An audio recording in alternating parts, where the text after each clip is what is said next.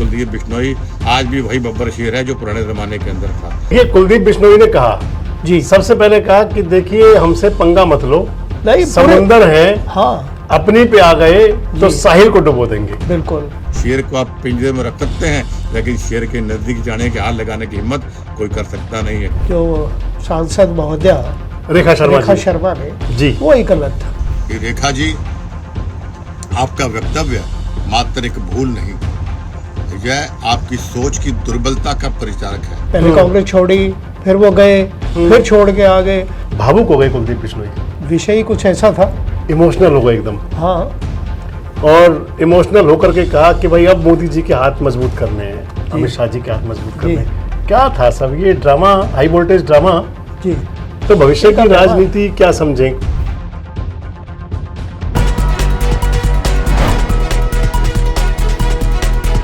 दोस्तों नमस्कार, मैं संजय मग्गू और मौजूद है देश रोजाना के डिजिटल मीडिया मंच पर। पूरे हरियाणा के अंदर लगभग एक पखवाड़ा सियासत गर्म रही।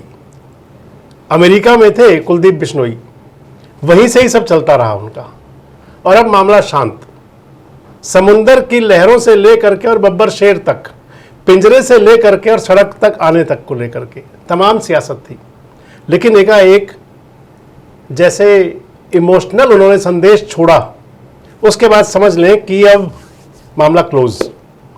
इसी विषय पर चर्चा करेंगे और मौजूद रहेंगे देवेंद्र सुरजेवाला जी मेरे साथ में। जी, सुरजेवाला जी राजनीतिक विश्लेषक भी हैं और पंचायत विकास विभाग से सेवानिवृत्त जॉइंट डायरेक्टर हैं।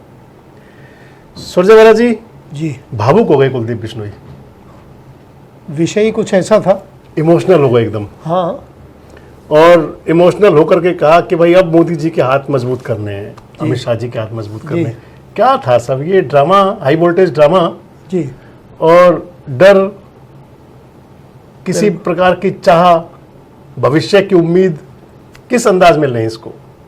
देखिए ऐसा है कि पहले तो इसकी शुरुआत जो हुई ना, जो शब्द इस्तेमाल किए गए, जी, जो सांसद महोदया रेखा रेखा शर्मा ने, जी, वो ही गलत था। ऐसा अशोभनीय शब्द, और एक जो नेता चले गए, उनके मान सम्मान में इस तरह के शब्द का इस्तेमाल जो किया गया वो गलत।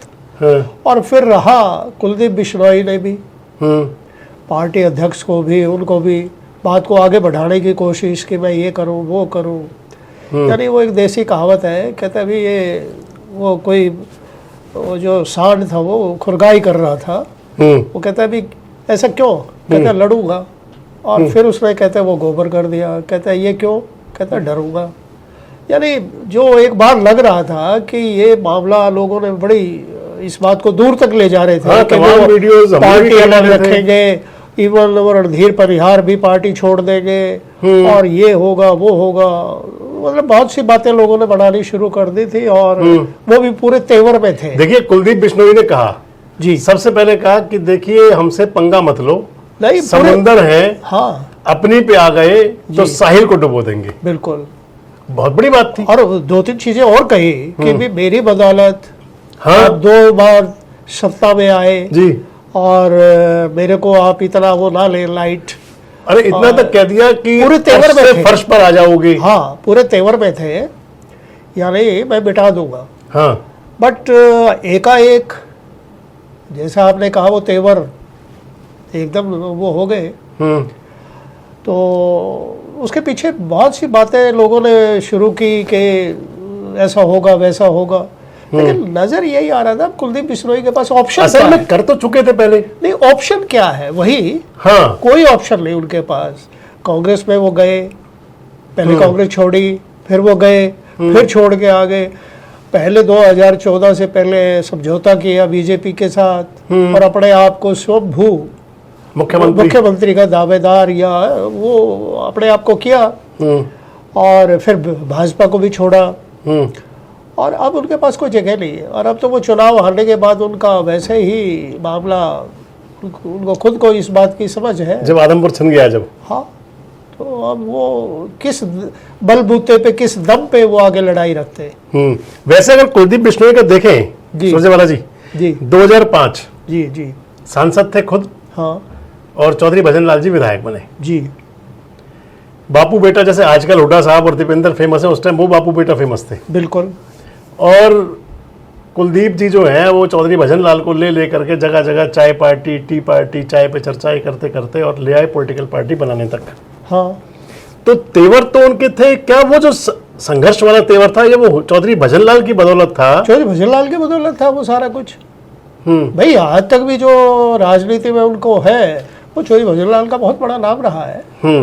और अशोक कुमार थे, उन्होंने जो किया, मैं तो यहाँ तक कहूँगा कि जो उनकी विरासत थी उसको ही ना संभाल पाए। संघर्ष की तो बात छोड़ो आप, कुलदीप बिश्नोई जो चौधरी भजन लाल छोड़ के गए थे, अब देखिए जो उनके बहुत नज़दीक जो उनके वो थे मित्र प्यारे, उनके वर्कर, उनमें से एक भी उनके साथ नहीं है। कुलदीप बिश्नोई का जो व्यवहार है, जो उनका वो रहा लोगों वैसे अगर देखें तो रामजीलाल जांगड़ा हुआ करते थे बड़े नजदीक। अजी एक उन्हीं के भतीजे हैं चंद्र प्रकाश जो विधायक हैं आज के। हाँ बिल्कुल। एक आपने नाम लिया, मैं कहूँ उनके नौ रतन जो कहलाते थे उनमें से एक भी उनके धर्मपाल मलिक थे, धर्मपाल वो सरसाना भी थे, और कृष्णमूर्ति हुड्डा थे। ये तो खैर याद है जो उनके अपने इलाके में। अच्छा। श्री राम बागला थे, सूरजभान काजला थे, और चौशाई राम थे, जो वहाँ उनके नजदीक थे हिसार में, जो उनकी राजनीति को, तो उनमें से एक भी नहीं है, कोई भी साथ नहीं है आज। ध्यान करें अगर जी सुरजेवाला जी जी, तो जो 2024 का लोकसभा चुनाव था जी, उसी दौरान उससे थोड़ा सा ठीक पहले खट्टर साहब का एक बयान आया था जी। हालांकि उन्होंने किसी का नाम नहीं लिया था, कहा था कि अजी बड़ा स्पष्ट था वो, यही वो इशारा बिल्कुल साफ था, वो भी गलत था। इशारों को अगर समझो। हाँ नहीं, इशारों को सभी समझ रहे थे वो। मैं तो ये कहूँ खुल्लम खुल्ला था वो। तो वो क्या था, एक बार भी तो गलत था। एक बार तो जब आदमपुर का उपचुनाव था तो कसीदे पढ़ रहे थे शान में मनोहर लाल जी चौधरी भजन लाल की, और उसके बाद अगर आप राजनीति में अगर ऐसी हरकत करते हैं आप अपने मतलब के लिए तो कसीदे काट दो, और जब मतलब निकल जाए दूसरे को लेट डाउन करना हो तो फिर आप उसके बारे में अपशब्द इस्तेमाल करो या बुराई करो। तो वो तो उस टाइम भी कुलदीप एक बार दिखाए तेवर भी नाराज हो गया हूँ, काफी बिखरे थे बहुत बिल्कुल, और चंद्रमोहन भी, वो भी सभी। और उसके बाद फिर वो बैक टू पवेलियन हो गई। तो इसका मतलब शायद बीजेपी को पता था कि कुछ भी कह लो, नहीं बीजेपी शाम खूंटे पे आ ही जाएंगे शाम ढलते ढलते। हाँ नहीं, बीजेपी अच्छी तरह समझ चुकी है कि भी कैसे सांप के दांत कैसे खट्टे किए जाते हैं, कैसे निकाले जाते हैं। अगर स्पष्ट शब्दों में कहो तो ये कुलदीप बिश्नोई नहीं, और बहुत से हैं लोग जिनको बीजेपी ने धीरे धीरे अपना, उनको अपनी जगह दिखा दी और वो उसको वो कर दिया है। वैसे है तो ठीक नहीं, ठीक है, अच्छा है ये बीजेपी का जो अच्छा इसमें फॉर्मूला है। एक तो चर्चा वो चली कि उनकी पुत्रवधू जी जो IAS अधिकारी हैं उनको लेकर के, हाँ वो भी एक ऐसे डिटेल थी जो कुछ ED CBI यहाँ पे कुछ था, कुछ क्या ED का था पहले, क्यों नहीं था, दोनों चीजें हैं। ED का भी आपने देखा हो, पहले वो हीरे जवाहरात का जो मुंबई का रेड पड़ी थी, और फिर वो शांत, अगर वो शांत हो गए कुलदीप जी तो वो भी शांत तो फिर शायद कह दिया हो देखो ये नहीं है, वो फाइल तो आज भी है। हाँ। बिल्कुल, इसमें कोई दो राय नहीं। एक बड़ी पुरानी कहावत। और दूसरा आपने कहा कि वो पुत्र वधू का, भाई देखिए वैसे तो है ये गलत। भाई एक उनके परिवार से कोई अगर सेवा में है, नौकरी करते हैं तो उसको सिर्फ इसलिए कि भी वो उस परिवार से संबंधित है, उसको सताना या उसको ट्रांसफर करना या उसको अपने कैडर में दूर दराज भेज देना। तो मणिपुर कैडर ही थी पहले उनका, अभी भी चेंज करने का था, वो अब तक क्लियर नहीं हुआ कि चेंज हुआ था नहीं हुआ था। हाँ तो फिर उसमें ब्रेक लग गया था ना इन दिनों तो उन्होंने ज्वाइन करना पड़ा। हाँ तो वो भी एक वजह हो सकती है। वो कहते हैं ना किसी की पूंछ पे पाँव रख देना। हाँ तो शायद ये दोनों मामले पूंछ पे पाँव रखने वाली बात ना हो। हाँ तो ये भी लगता है। तो वैसे अगर हम समझे आगे के लिए जी, ये चैप्टर बिल्कुल क्लोज हमेशा के लिए, या भी कभी तेवर फिर दिखाएंगे, क्योंकि कांग्रेस के अंदर जब थे कुलदीप बिश्नोई जी, आप ध्यान करो कि कांग्रेस में होते हुए उन्होंने MLA होते हुए अपना वोट क्रॉस किया था। जी हाँ, अजय माकन चुनाव हरवा दिया था, कार्तिकेय शर्मा चुनाव जीत गए थे, और बड़ा क्लियर हो गया था कि कुलदीप बिश्नोई ने वोट क्रॉस किया। हाँ वो तो बाद में वोट क्रॉस भी करने के बाद, हाँ माना, बिल्कुल माना हाँ, उन्होंने। उसके बाद वो कांग्रेस में रहे जी, और वो सब करके फिर कह रहे थे मुझे प्रदेश अध्यक्ष बनाओ। हाँ यानी वहाँ वो अपना वो दिखाते थे नखरा जिसको कहे, बार बार दिखाते थे और वो कहते थे कि मेरे को मुख्यमंत्री या मतलब ऊंचा कोई पद, वहाँ वो आंख दिखलाते थे, सीधी सी बात। यहाँ दिखला के आंख छुपाते हैं, यहाँ आंख छुपाते हैं। सही कह रहे हैं आप।